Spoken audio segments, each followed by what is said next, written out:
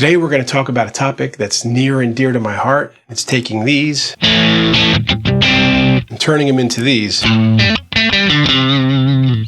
Welcome to Music with Marky.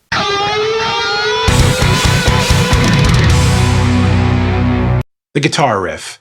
When you think about classic rock and blues-inspired rock and a lot of the bands of that time, your Led Zeppelins of the world, you think about guitar riffs more often than you think about just basic chord progressions.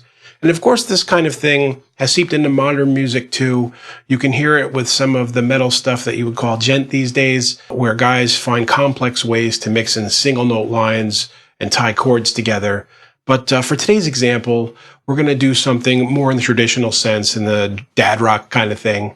And I'm going to do it the way I always do and put it in context with a small piece of music that I put together for you. And I'm playing it on this Strandberg over here, which most people would probably consider more of a progressive rock kind of guitar. You don't think of it as the kind of thing in a classic rock song. But with these lace pickups in it and this Kemper patch that I'm using, I get a really cool kind of nasty fuzz tone that I like for this type of music. So let me roll the chord version of it first, and then we'll come back and talk about how to turn that into a cool riff.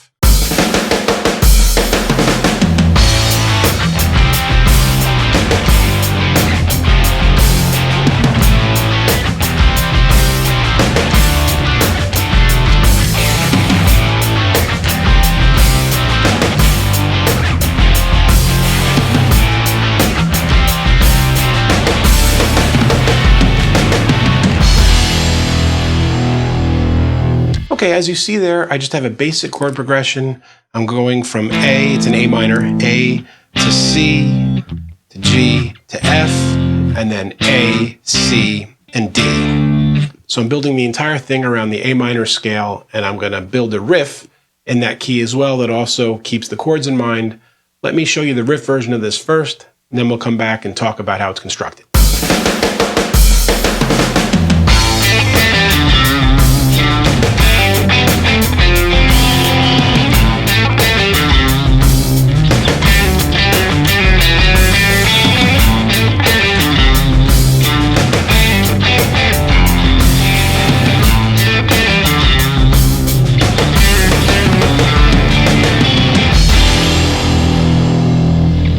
So there's two things that I'm thinking about here. One is the scale itself, the A minor scale, and staying within those notes. I can look at the pentatonic version of the scale, A, C, D, E, G, A. I mostly stick around those notes. I've got the passing notes too, A, B, C, D, E, F, G, A.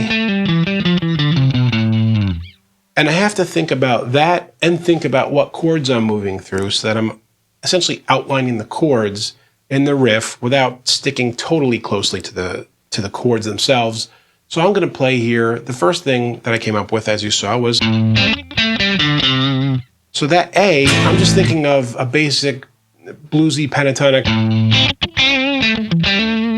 something that fits within that kind of feel. And what I came up with was which is just an octave. And then I go from this D, and I'm going to the C, so it lands on the C chord at the same time as the chord would have been. Now, I'm not going to keep playing through that. An important thing when you're writing riffs that have any meat to them is knowing that sometimes it's about what you don't play as well as what you do play. So I want to let the music breathe behind it. So I stop on that C. Instead of going some kind of thing that just babbles on and on. I'm letting the music breathe. So I land on the C, then I'm going to quickly do a passing note back up to the D, and now we're at the point where there's a G chord. And so I'm just thinking of the G as the two open strings here, the G and the D, which is an inverted power chord. You have G, D. In this case, the D is the lower note. And I pull off from the A, just to give it some flavor. I pulled off from the 9, so that whole little section over the G is just about dyads. It's not always single notes. Sometimes it's two notes, the dyads. So in this case, pull off to that G. This is a G major dyad and a quick pass to the A minor dyad, which again is in the key and kind of follows what I just did from the C to the D. It's the root to the second. It's the root to the second. And then I include some kind of arpeggiated chord. It's okay to mix chords in with your riffs. That's the next thing I wanted to say. That's a cool voicing of the chord. It gives a lot of tension. Now in this next section of the riff, I want to talk about how it's okay to use notes that are out of key when something just doesn't sound as cool. So now for the second turnaround, where the chords are the A, the C, and the D, I repeat the first part. I hang on the C here. And when I do this, that F sharp there is not in the key of A minor, but it's because when I did the note that's in the key for that idea, it just didn't sound as cool. Didn't have as much funk to it, if you will. So I thought of using that note, the F sharp, which is the major sixth, which you can use in a lot of blues contexts as well. There it is there, the F sharp. So it's a natural one to go to in a riff that's based on a pentatonic minor. So that's what I did. And then I just did a walk up that kind of follows the bass over the E chord. So the takeaways from this are to not be afraid to make space, to not be afraid to use chords occasionally within your riffs, to look at dyads, and also any of the passing tones is cool. Any of the notes in between, if you're walking through them, you're almost thinking like a bass player.